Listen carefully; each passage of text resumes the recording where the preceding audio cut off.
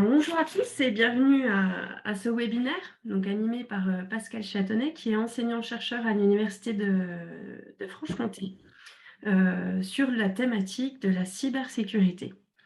Donc, avant de démarrer, quelques règles de bon fonctionnement. Donc, pour que ça se déroule au mieux, on vous demande de couper les caméras et les micros. Donc, ça, j'ai vu que tout le monde l'avait fait. Pour poser vos questions, vous pouvez le faire via le chat tout au long de la présentation, ou en fin de présentation, il y aura un petit temps d'échange avec Pascal où vous pourrez poser et réactiver vos micros et vos caméras et poser vos questions directement à Pascal. Donc, c'est comme vous le souhaitez.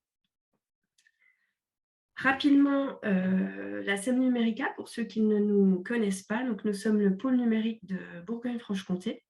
Nous avons 3 missions, de développer les usages du numérique, de sensibiliser aux enjeux et aux opportunités offerts par le numérique et de faire émerger des projets collaboratifs innovants. Pour ce faire, nous avons 3 services marchands. Numérica Immobilier, donc on a un parc immobilier à gérer. Ça va de l'espace de coworking à des cellules de 400 mètres carrés, voire plus grandes si besoin, ce qui permet d'accompagner l'entreprise tout au long de son évolution, l'évolution de son activité. Ensuite, nous avons Numérica Data. Derrière se cache un centre d'hébergement et un service de fournisseur d'accès Internet très haut débit, donc pour les entreprises. Et enfin, Numérica Formation. Donc on est centre de formation et on traite à peu près tous les sujets en lien avec le numérique. On a également 2 programmes d'accompagnement qui sont soutenus par la région Bourgogne-Franche-Comté. Le premier, Industrie du futur, donc, comme son nom l'indique, il accompagne les entreprises à prendre le virage du numérique par l'intégration de solutions de logiciels pour optimiser son fonctionnement. Et le deuxième programme, Go Innovation Numérique, qui lui vise à soutenir l'innovation numérique, mais également à sensibiliser à la transition numérique via un programme d'action. C'est dans ce cadre-là que le webinaire se déroule.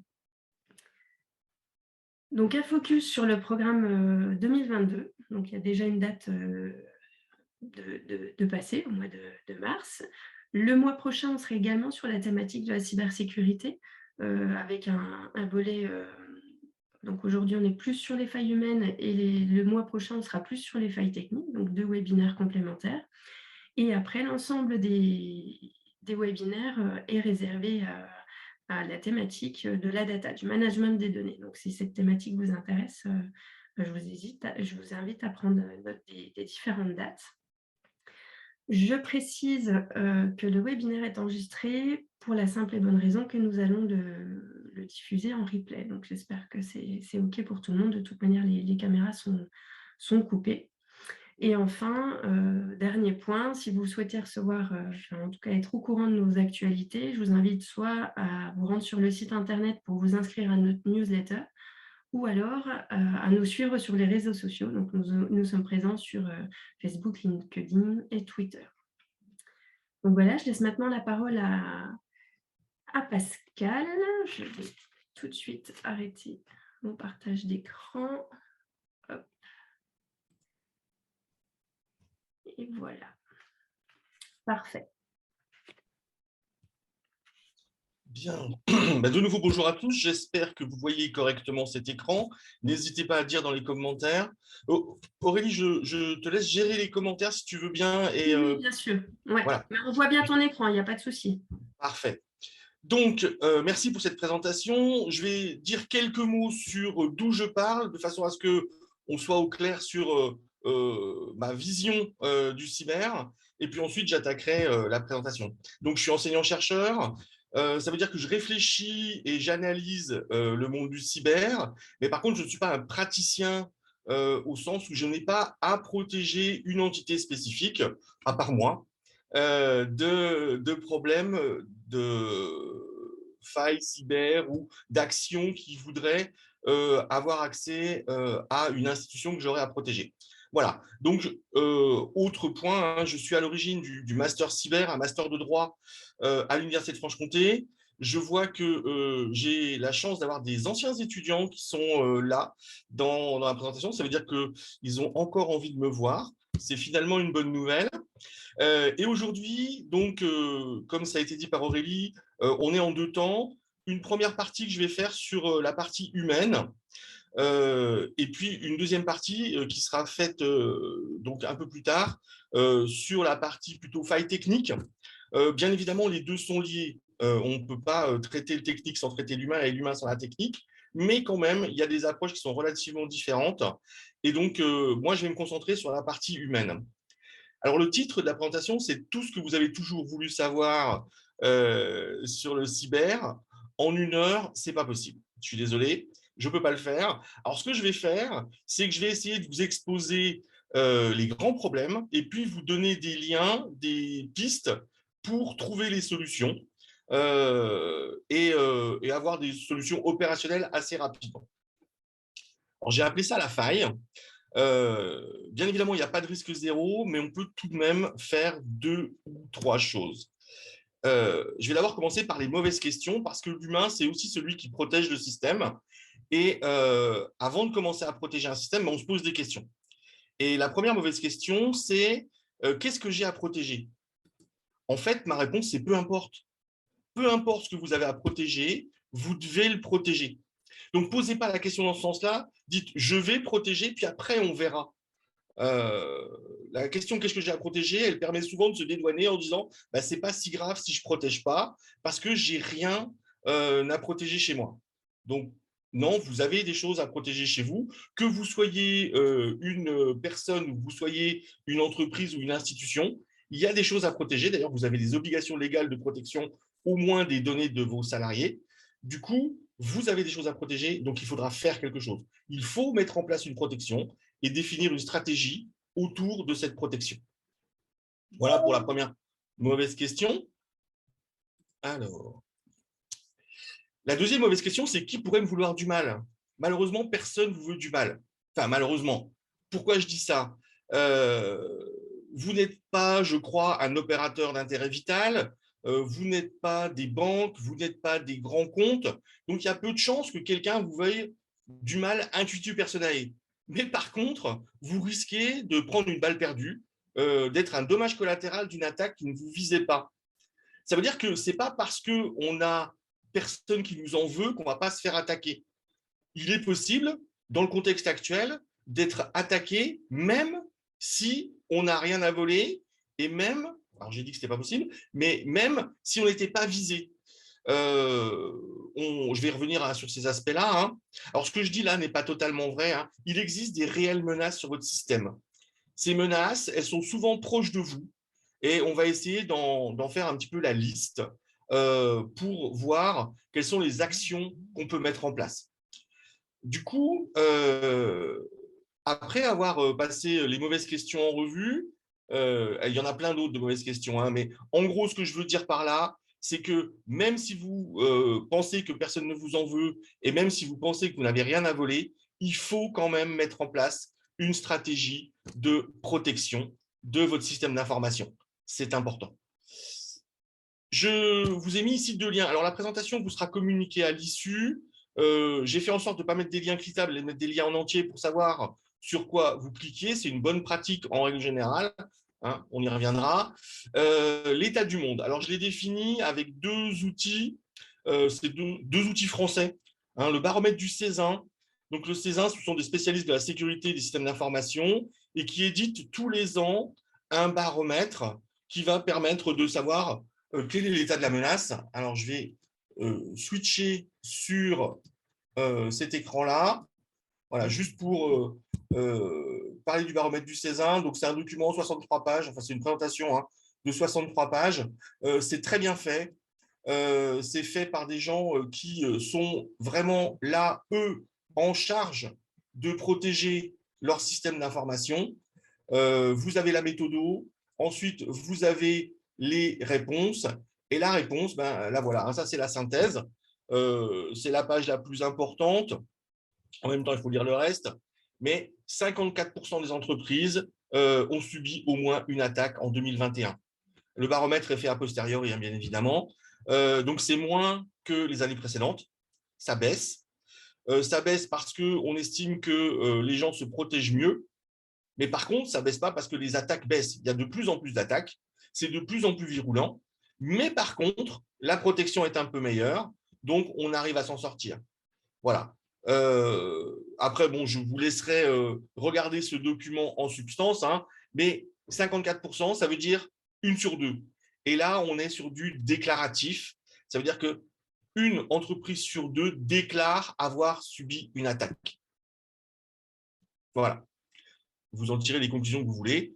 C'est très probablement beaucoup plus. Deuxième description de l'état du monde, c'est le panorama de la menace informatique 2021 qui est édité par l'ANSSI, donc l'ANSSI, Agence nationale de la sécurité des systèmes d'information. Là encore, un document alors, qui est un peu plus compact, hein, 18 pages. C'est un document institutionnel, l'ANSSI étant une agence nationale. Vous avez, là encore, tous les éléments pour décrire ce qui se passe à l'heure actuelle dans le monde du cyber.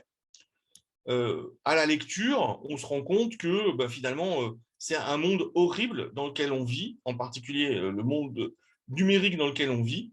Et vous verrez que tout le monde est attaqué par un grand nombre de personnes et que c'est plutôt inquiétant. Bon, il ne s'agit pas de se faire uniquement peur, puisque on a ces deux informations. Alors, le panorama des menaces, hein, c'est proposé par l'ANSSI et c'est fait dans le cadre du CERT-FR, donc CERT Computer Emergency Response Team, des gens qui sont en charge de répondre de façon rapide à des problématiques urgentes.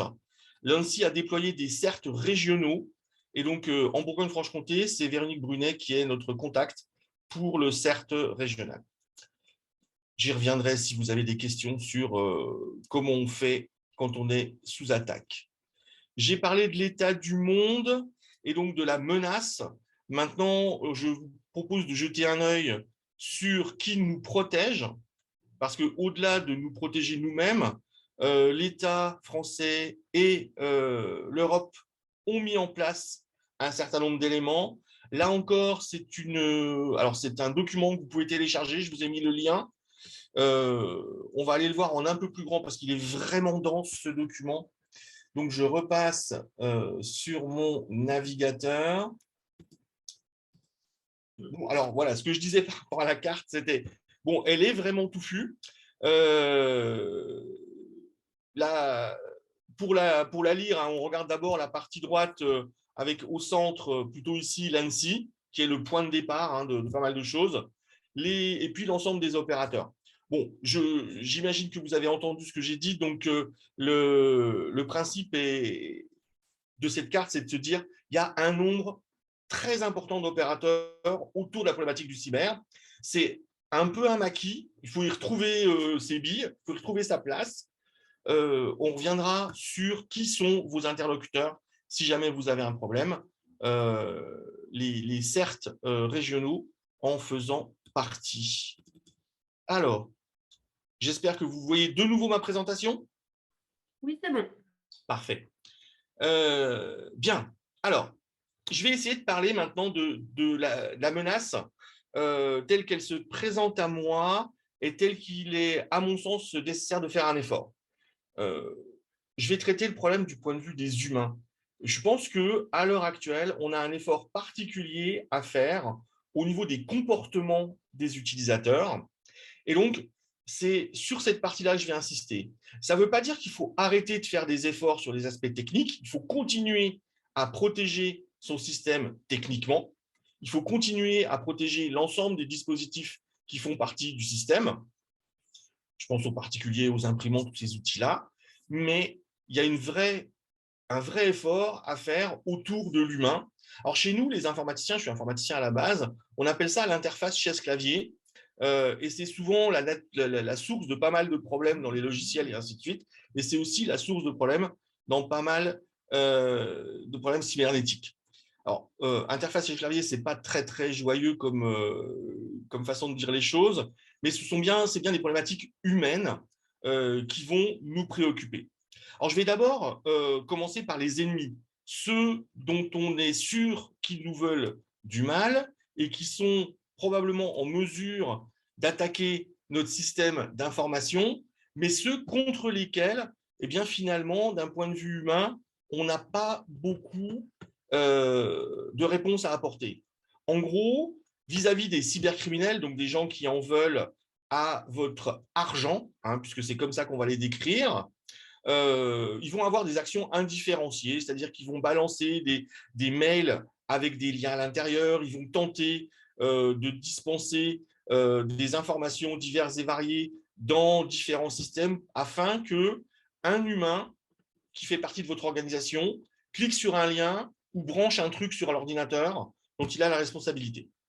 À partir de là, une fois que le lien est cliqué ou que la clé USB est branchée, en gros, votre système est corrompu et vous allez vous retrouver soit avec des virus, des chevaux de Troie et autre chose sur votre système qui vont faire que des informations vont en partir à destination des cybercriminels, soit vous allez tout bonnement vous retrouver avec des ordinateurs verrouillés, donc ce qu'on appelle des ransomware. Votre système d'information est verrouillé et pour en obtenir de nouveau l'usage, il vous faudra payer, il vous sera demandé de payer une rançon. Si un cybercriminel souhaite attaquer votre système d'information, c'est très, très difficile de s'en protéger. C'est-à-dire, si vous êtes la cible d'un cybercriminel chevronné, à un moment ou à un autre, ça va arriver. On y reviendra. Si vous n'êtes pas la cible et si vous vous trouvez simplement dans le périmètre d'action d'un cybercriminel, d'une campagne de phishing ou une campagne de ransomware, eh bien, ce sont les usagers de votre système d'information qui vont vous protéger. Pour ça, il faut que vos usagers soient formés, soient informés de ce qui peut arriver s'ils cliquent sur un lien au hasard ou s'ils téléchargent quelque chose ou s'ils branchent une clé. Et donc, il appartient donc à l'institution, l'entreprise dans laquelle vous êtes, de former les salariés et de les initier à la réponse cyber. C'est mon principal conseil. Les activistes, pour en donner un exemple, c'est par exemple Anonymous. Anonymous sont des activistes. Ils vont avoir des actions ciblées et visibles. Prenons un exemple totalement d'actualité. Hein. La Russie mène une action de guerre contre l'Ukraine. Anonymous s'empare de la question et tente par tous les moyens de perturber la diffusion des émissions de télévision russes. Voilà. En gros, les activistes se sont saisis d'une question et ils choisissent d'attaquer un État, une entreprise. C'était le cas, par exemple, pour Visa au moment de Wikileaks, et vont faire des actions qui sont des actions soit de DDoS, donc DDoS, ça veut dire Distributed Denial of Services, ça se traduit en fait par l'impossibilité d'accéder au système d'information. En gros, en bombardant le système d'information de demande, on sature le système d'information et on se retrouve avec un système d'information qui n'est plus disponible. Ceci sert en fait à à faire perdre de la crédibilité à la personne attaquée. Le défacement, qui est une autre stratégie qui a beaucoup fonctionné à l'époque de l'État islamique, donc des activistes pro-État islamique allaient sur des sites et tentaient de les transformer en des sites qui promouvaient les idées de l'État islamique. Alors, contre l'État islamique, il n'y a pas grand-chose à faire. On ne peut pas répondre par la communication.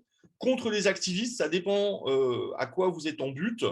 Mais si vous avez énervé un type d'individu dans votre région, si vous avez un problème lié à l'environnement, un problème lié à des ressources humaines, eh bien, il faut répondre par la communication. C'est à peu près la seule façon de convaincre ces personnes-là. Bien évidemment, il y aura des méthodes opérationnelles de changement d'adresse IP, de changement vous pourrez voir ça avec vos fournisseurs d'accès à Internet pour vous protéger contre le DDoS. Mais de toute façon, à un moment, il faudra répondre par la communication pour convaincre ces personnes que l'action qu'ils mènent n'est pas justifiée, ou en tous les cas que vous apportez une réponse à la question qu'ils vous posent, la question qui est posée. Voilà.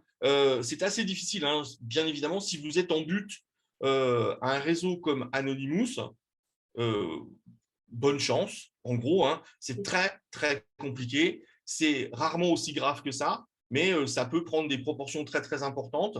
On a vu des clients de grandes enseignes se liguer ensemble pour agir contre une grande enseigne, même sur Internet. Alors, ces gens se mettent, attention, ils se mettent hors la loi en menant ces opérations-là. Souvent, ils ne sont pas très au courant qu'ils se mettent hors la loi. Ils ont l'impression de faire quelque chose qui n'est pas si grave que ça. Mais ça arrive. Les gens se structurent et agissent dans le cyberespace.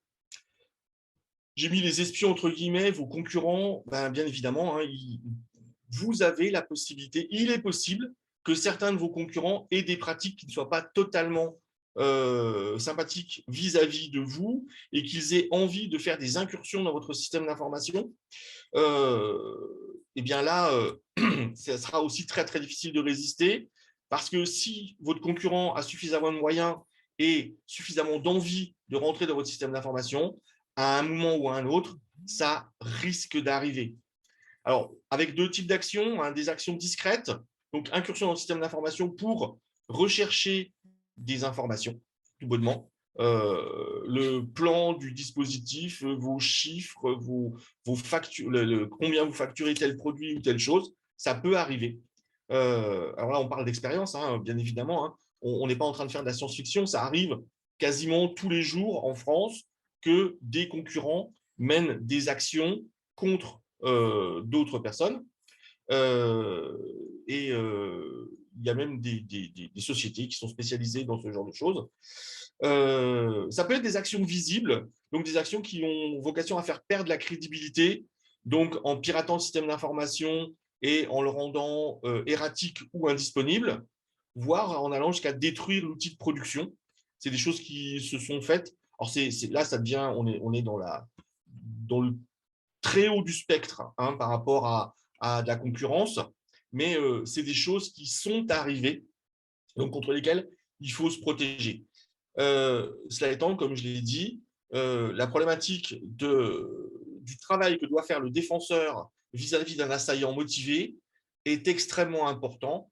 Il faudra faire un ratio coût de la défense par rapport à l'intérêt de la défense, de façon à maximiser pour l'assaillant le ratio identique, coût de l'attaque par rapport au gain espéré.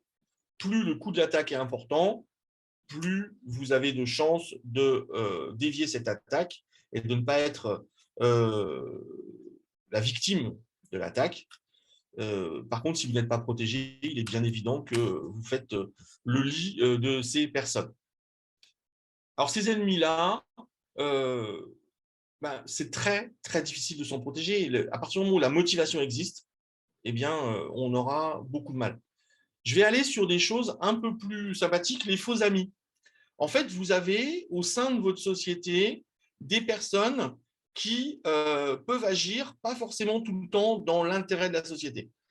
Vos salariés, si vous avez des salariés, parfois vont avoir des comportements autour de votre système qui sont pas corrects. Alors la première chose, hein, c'est les salariés mécontents. Alors je ne jette la pierre à personne, hein, et ça arrive simplement. Hein. Et donc il y a des salariés mécontents qui vont avoir des comportements vis-à-vis du système d'information qui sont délétères. Si vous renvoyez quelqu'un, il faut vous assurer qu'il ne part pas avec les clés du système et qu'il ne peut pas, dans le temps qu'il reste dans la société, avoir des comportements qui vont mettre en péril votre système. Alors, bien évidemment, ce n'est pas pour toutes les personnes avec qui vous avez des mots que ça va se passer comme ça, mais ça peut arriver. Et ça arrive régulièrement. Donc, c'est pour ça qu'on éveille sur ces aspects-là. Quelque chose de plus insidieux, c'est la jalousie envers les collègues. Et on a vu des choses arriver qui sont assez, qui sont pas sympathiques du tout. Je vous donne un exemple. On a le cas d'un salarié qui, le soir, une fois que ses collègues étaient partis, allait sur le dossier partagé par tous les salariés de la société, en tous les cas tout le service dans lequel il était, et allait modifier les fichiers Excel réalisés par un autre collaborateur, de façon à ce que ces fichiers Excel ne deviennent plus pertinents et que quand le collaborateur faisait des remontées à son N+1, eh bien, les remontées qu'il faisait n'avaient pas de sens, ou en tous les cas, montraient des indicateurs qui étaient clairement pas corrects. Et du coup, forcément, le salarié qui subissait l'attaque ne comprenait pas d'où venaient les problèmes dans ces fichiers Excel, pourquoi ces valeurs changeaient, jusqu'à ce que voilà, le système d'information soit équipé d'un système de traçage et que la DSI se rende compte qu'il y avait des accès sur ce document fait par un tiers qui modifiait les valeurs. Pour moi, ça relève d'hallucinant, mais voilà, ça arrive. Donc, ça veut dire qu'au sein de votre système d'information, il faut vous protéger aussi de ce genre de choses. Et puis, certainement, ce qui est le plus dangereux, c'est ce qu'on appelle le shadow IT. Enfin, je dis le plus dangereux parce que ça peut mener à du tout et du n'importe quoi. Ce qu'on appelle le shadow IT, c'est le fait que des salariés n'utilisent pas les outils que vous recommandez au sein de votre entreprise, mais vont utiliser d'autres outils qu'ils estiment être plus performants ou plus utiles ou de meilleure qualité, ou en tout cas qu'ils maîtrisent mieux que ceux dont vous disposez ou que vous mettez à leur disposition. Et de ce fait, vont aller télécharger des outils, télécharger des solutions, voire utiliser des petits softs pour se faciliter le travail, sans que cela ait été validé par la DSI, la direction du système d'information. Et donc, on peut se retrouver en but à des gens qui téléchargent tout et n'importe quoi, un petit soft pour faire ça, mais le petit soft qu'on a téléchargé, il y a un cheval de Troie à l'intérieur et il commence à faire n'importe quoi. Ou alors, tout bonnement, se mettre en porte-à-faux par rapport au régime des licences. Si vous choisissez d'utiliser une solution libre de droit, ce qui arrive maintenant de plus en plus, une solution open source libre de droit telle que OpenOffice, pour éditer vos documents, qu'un de vos salariés estime que Word est meilleur pour faire le travail qui est demandé ou que Excel est meilleur pour faire le travail qui est demandé et qu'il utilise une version piratée de Word sur votre système, eh bien, vous vous retrouvez en porte-à-faux par rapport à la problématique des licences et donc vous êtes responsable. Alors, un cas particulier sur les stagiaires qui ne sont pas des salariés comme les autres, les stagiaires acquièrent souvent beaucoup de pouvoir, beaucoup de droits au sein de l'entreprise. Ces jeunes qui savent faire plein de choses sont souvent des gens très raisonnables. D'ailleurs, mes étudiants du master cyber sont en stage à l'heure actuelle et ils font les choses très correctement et en respectant l'ensemble des règles. Cependant, on n'est pas tout le temps face à des stagiaires qui ont tous les bons réflexes. Et du coup, de la même façon que vous ne donneriez pas les clés d'entreprise à un stagiaire, c'est pareil pour le mot de passe admin.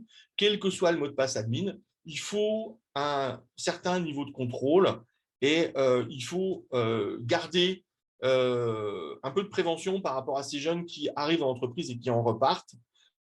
J'ai de nombreuses fois vu des stagiaires revenir à l'université avec le fichier client complet sur leur ordinateur. Je ne pense pas que ce soit une bonne idée de leur confier ce type d'informations, même s'ils ont à les compulser, bien, quand ils partent de l'entreprise, à les utiliser.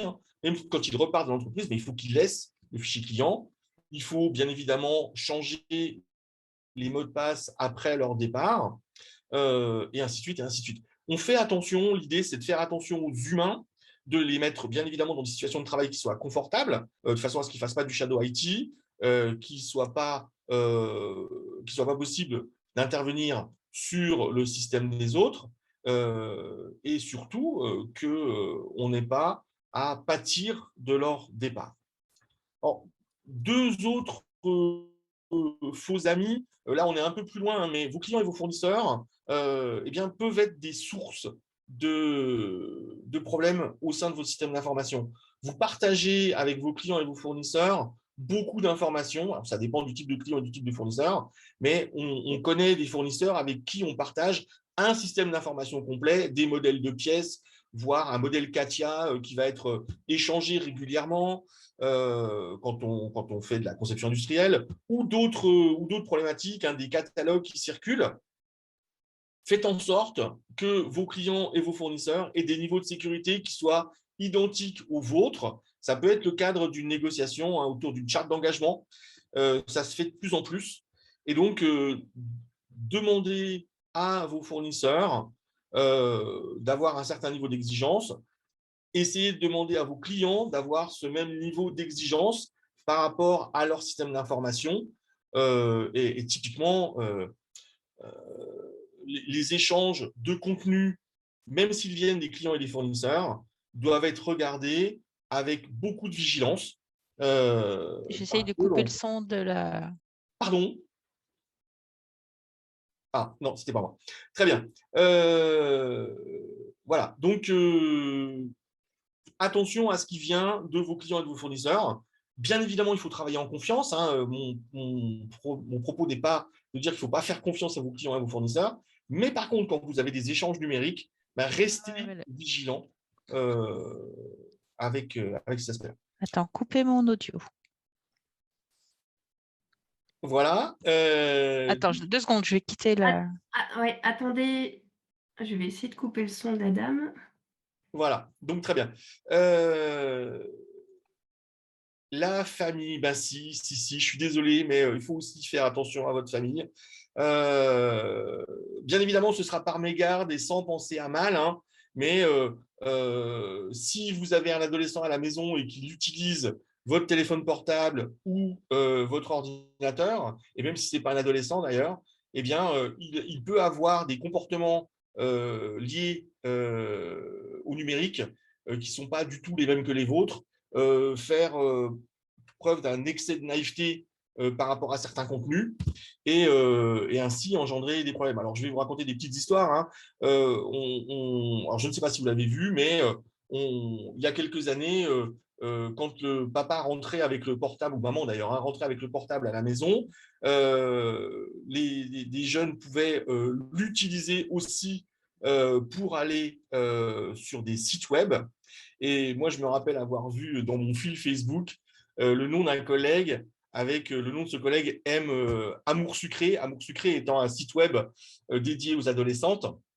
Et donc, c'était une jeune fille qui avait utilisé l'ordinateur de son papa et qui avait cliqué sur le bouton j'aime Facebook du site Amour Sucré. Et donc, ça avait publié sur le compte Facebook de ce collaborateur le fait qu'il était un fan d'Amour Sucré. Alors, ce n'est pas grave. Hein. Là, ce n'est pas du tout grave. C'est juste l'objet de quelques colibets le lendemain au retour à la boîte. Mais voilà, ça veut dire que si ça, c'est possible, il y a plein d'autres choses qui sont possibles. Et en particulier, je vous invite à faire attention au BIOD, Bring Your Own Device. Ça veut dire, en fait, venir à la société avec son propre ordinateur, avec son matériel personnel. Du coup, on a très, très peu de contrôle sur le matériel personnel. Et donc, ça peut être la source de plein de problèmes. Parce que si on vient à la société avec son matériel personnel et qu'on commence à brancher son ordinateur sur le réseau de l'entreprise, eh bien, tout ce qui est sur l'ordinateur passe sur le réseau et réciproquement de l'entreprise, hein, j'entends. Et du coup, la pratique privée devient mixée avec la pratique personnelle et pratique professionnelle, pardon. Et du coup, on se retrouve avec des gros soucis autour du BIOD. On ne peut pas avoir les mêmes exigences autour d'une machine qui est mise à disposition par l'entreprise à un salarié et celle du salarié qu'il met à disposition de l'entreprise. Voilà. De ce fait-là, eh bien, on propose de faire extrêmement attention à ces aspects-là. Voilà. Alors, en gros, j'ai identifié 4 plaies, enfin 8 plaies, hein, mais des plaies qui sont liées à l'humain, vraiment, et qu'il convient de traiter. La première et la plus simple, c'est l'ignorance et la méconnaissance. Pour ça, il y a une solution extraordinaire, ça s'appelle la formation. Vous devez sensibiliser et former vos salariés. Je vous demande pardon. Voilà. Vous devez sensibiliser et former vos salariés. C'est extrêmement important. Alors, il y a des obligations de formation, hein, par exemple, autour du RGPD, du Règlement général sur la protection des données. Hein, bien évidemment, vos salariés doivent être en mesure de comprendre les données qu'ils manipulent, comment elles sont manipulées par l'entreprise et de pouvoir répondre à des questionnements, par exemple par la CNIL, s'ils viennent au sein de votre entreprise. Et ça, c'est un premier point d'entrée dans la formation autour du cyber qui me semble pertinent. Mais beaucoup plus que ça, hein, vous pouvez faire de la formation beaucoup plus importante avec de la sensibilisation à la cybersécurité, il y a beaucoup d'opérateurs qui proposent ce type de formation. Numérica a le faire, je ne fais pas de publicité, là, loin s'en faut. Mais bon, puisqu'on est à Numérica, Numérica fait ce genre de formation. Et du coup, vos salariés, une fois formés, d'une part, peuvent plus prétendre à l'ignorance et vont avoir des comportements qui seront plus adaptés. Cela étant, la formation, c'est seulement un des aspects. Hein. Il faut aussi de l'entraînement. Dire qu'il faut remettre plusieurs fois le travail sur le métier de façon à maintenir les bons réflexes, à avoir des pratiques professionnelles qui soient conformes au niveau de menace qu'il y a dans le monde du cyber. Ça a évolué énormément au cours des 5 dernières années. Hein. Maintenant, on est sous attaque perpétuellement. Donc, il faut vraiment faire très attention. J'ai un problème avec le laxisme et l'excès de contrôle. C'est ce qui engendre pas mal de choses comme le shadow IT. Il faut faire très attention quand on met en place des stratégies de protection à ne pas tomber dans l'excès de contrôle.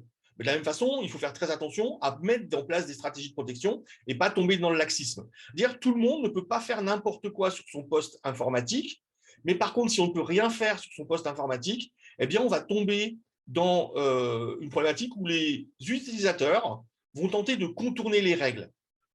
Donc là, il faut voir avec les DSI, en particulier avec les administrateurs système, qui sont en charge des règles mises en œuvre sur les machines et faire en sorte que la machine permette bien de faire le travail qui est demandé.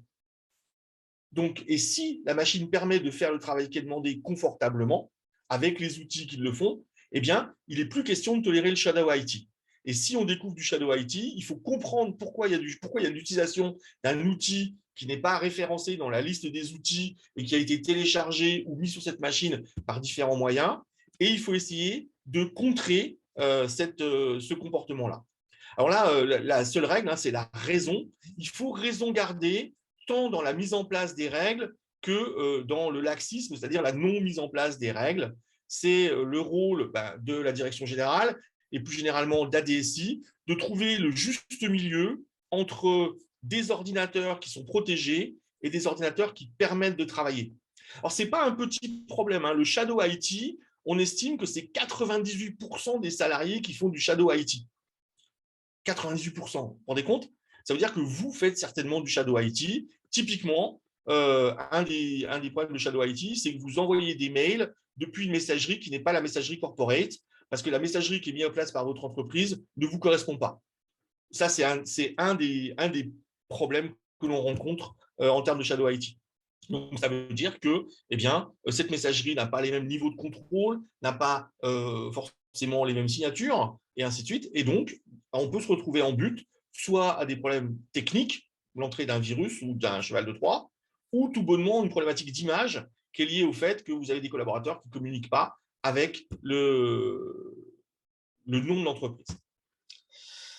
Le plus gros problème de l'humain, c'est sûrement la paresse et la négligence. Et là, c'est très, très difficile de lutter contre ça. La paresse et la négligence, elle amène à quoi? Elle amène à des gens qui ne vont pas changer leur mot de passe, qui vont avoir des mots de passe extrêmement faibles, qui ne vont pas éteindre leur session quand ils s'en vont, qui vont mettre éventuellement une extinction automatique de la session, mais qui vont la mettre 1 heure après pour ne pas être embêtés à devoir retaper le mot de passe à chaque fois, et ainsi de suite, et ainsi de suite, et ainsi de suite. Moi, je ne sais pas lutter contre la paresse et la négligence, à part en créant de la motivation. Créer de la motivation, ça peut être la formation qui est le lieu de ça, mais ça peut être aussi au sein de l'entreprise des stratégies de motivation autour du système d'information en essayant de faire comprendre qu'on est vraiment sur un outil extraordinaire qui permet de faire énormément de choses, mais qui est aussi d'une grande fragilité quand on ne l'utilise pas à bon escient ou quand on ne l'utilise pas suffisamment en sécurité. Et donc, pour ça, je n'ai pas de réponse toute faite, hein, mais par contre, il faut bien comprendre que le fait de ne pas changer de mot de passe et d'avoir le même mot de passe depuis 10 ans, c'est un trou de sécurité. En 10 ans, un ordinateur peut calculer énormément de mots de passe. Et du coup, si vous ne changez pas, si vos salariés ou vous-même ne changez pas vos mots de passe régulièrement, vous vous retrouvez face à des problèmes. Bien évidemment, les dernières plaies, c'est la méchanceté, la cupidité. Je l'ai évoqué tout à l'heure. Hein. Vous avez au sein de votre entreprise des gens qui ne sont pas forcément satisfaits ou des gens qui vont avoir envie d'avoir des comportements délictueux par rapport à l'entreprise, soit pour gagner de l'argent, soit simplement parce qu'ils ne sont pas contents, ils sont mécontents. Et là, bon, bien évidemment, il y a la règle et la loi qui vous permettent de faire un certain nombre de choses, mais pour vous protéger contre ce genre de comportement, il faut que votre système d'information soit en mesure d'identifier ce type de comportement. Et là, bien évidemment, ce sera beaucoup plus des problèmes techniques. Ça veut dire que, oui, les aspects techniques vont venir impacter les aspects humains et il faudra faire du contrôle d'accès, bien évidemment. Il faudra faire en sorte que chaque personne ait le droit d'accéder à un certain nombre de contenus, mais pas tous les contenus, et en particulier que les différents collaborateurs aient des espaces réservés. Bien évidemment que chacun des collaborateurs ait son propre mot de passe et son propre espace avec un compte. Les comptes partagés du genre secrétariat avec le mot de passe SEC 2022, bien évidemment, ça n'est plus correct à notre époque. Il faudra faire en sorte que le système puisse vous dire à quelle date et par qui tel fichier a été modifié. Et donc, pouvoir, à partir des logs de ce système, revenir sur des dysfonctionnements et pouvoir identifier la personne qui a commis le délit, qu'il soit à l'intérieur ou à l'extérieur de l'entreprise, hein, bien évidemment, sachant que ça reste un des problèmes les plus compliqués à l'heure actuelle dans le monde cyber, c'est de savoir qui a fait quoi. Voilà, je vais donner quelques pistes avant de vous donner des liens importants pour la suite. Donc, les pistes. D'abord, un compte et des mots de passe solides. Chaque individu doit avoir un espace personnel sur le système d'information pour qu'on sache qui fait quoi, que chacun soit en responsabilité de ce qu'il fait. C'est très important. C'est très important. D'une part, c'est quasiment une obligation légale, puisque vous devrez pouvoir dire à un instant donné qui a fait quoi, si la force publique vient vous voir et vous demande de dire, voilà, il y a eu tel accès de la part de votre système d'information à telle heure et à tel endroit, qui a commis cet accès, vous devrez être en mesure de dire qui c'est. Pour ça, il faut que chacun des individus sur votre système soit identifié. Avant de mettre en place les problématiques de sécurité, faites des sauvegardes. Ça, vous pouvez commencer dès maintenant, faire des sauvegardes régulières, indépendantes et délocalisées. C'est extrêmement important parce que, on l'a vu, hein, ça peut arriver à tout le monde. OVH a brûlé il y a quelques mois maintenant, et on a vu que des gens ne disposaient pas de sauvegarde et que toute leur capacité dans le numérique, les sites web qu'ils opéraient, ont été perdus. On a eu un gros jeu en particulier qui a arrêté de fonctionner parce que OVH a perdu les données et qu'il n'y avait pas de sauvegarde. Alors après, ça reste un problème, le fait qu'il ait absence de sauvegarde et que OVH ne soit pas en mesure de les restituer. La justice est en charge d'élucider cette question.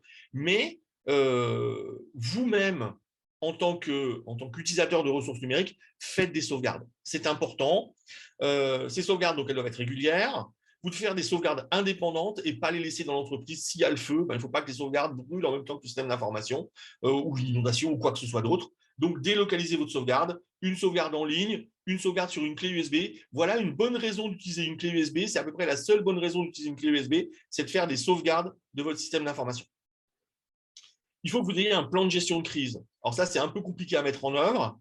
Il faut que vous identifiez au sein de votre entreprise qui sont les personnes qui ont des savoir-faire particuliers, qui sont capables de mettre en place des ressources critiques au moment de la crise et de vous entraîner pour gérer des crises, en particulier si vous êtes la cible d'une attaque numérique, eh bien, passez en mode gestion de crise, activez un groupe opérationnel qui va gérer cette crise de façon à pouvoir communiquer correctement et de façon à pouvoir apporter des réponses tant au pouvoir public, qui peut-être vont être impactés par la crise, qu'à vos collaborateurs vos clients et vos fournisseurs. Et donc, une gestion de crise, c'est bien, mais il faut s'entraîner. Et finalement, dernier point, alors c'est triste, mais il vous faut un plan de reprise parce qu'un jour, ça arrivera. Un jour, il est probable qu'un jour, votre système d'information va tomber et l'objectif, c'est de pouvoir redémarrer le plus vite possible. Et donc, un plan de reprise, ça s'appuie bien évidemment sur les sauvegardes, mais ça s'appuie aussi sur où est-ce que je peux remettre en place mon système d'information, quelles sont les ressources critiques dont j'ai besoin et comment je fais pour les mobiliser le plus rapidement possible et de nouveau être en ligne, de nouveau être opérationnel pour reprendre. Voilà pour les pistes. Alors, pour aller plus loin, je vous ai mis le guide d'Elancy parce que, en fait, si vous regardez bien dans ma présentation, je ne vous ai pas donné beaucoup de solutions. Je vous ai énoncé des problèmes, je vous ai dit ce qu'il en était de ces problèmes, mais pour les solutions, à part faire de la formation, je ne vous ai pas dit grand-chose. Alors, vous avez un guide qui est extrêmement bien fait. Alors, je vais changer mon partage, j'en ai quasiment fini. Oui, Firefox, pardon, voilà. Et donc, recommandations pour la protection des systèmes d'information. Je suis sur le site de l'ANSSI, hein, vous avez le lien. Je vous ai mis le lien dans la présentation. Et donc, comme vous aurez la présentation, vous pourrez avoir le lien. Vous le recopierez dans votre navigateur. Donc, le PDF et le document Excel. Alors, je vais aller faire un tour dans le document Excel qui n'est pas ouvert. Ça, c'est bizarre. Flûte.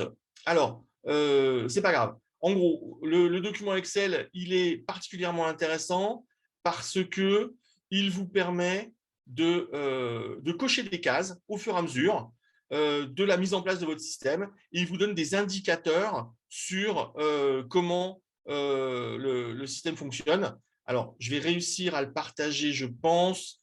Nouveau partage. Je vais partager mon écran. Je reviens là. Voilà, c'est ce document. Vous voyez le document Excel? Enfin, vous voyez un document? Oui. Voilà. Et donc ici, voilà, vous avez un ensemble de choses. Alors, je ne vais pas vous les lire, hein, mais modifier les éléments de configuration par défaut, pallier à l'impossibilité de charger les éléments par défaut. Et ici, vous avez des oui, non. Est-ce que ça correspond à une règle? Et est-ce qu'il faut le mettre en place? Est-ce que c'est retenu? Et ici, quel est l'état chez vous de cette règle-là? Alors, comme ça, hein, vous voyez qu'il y a environ 80 règles.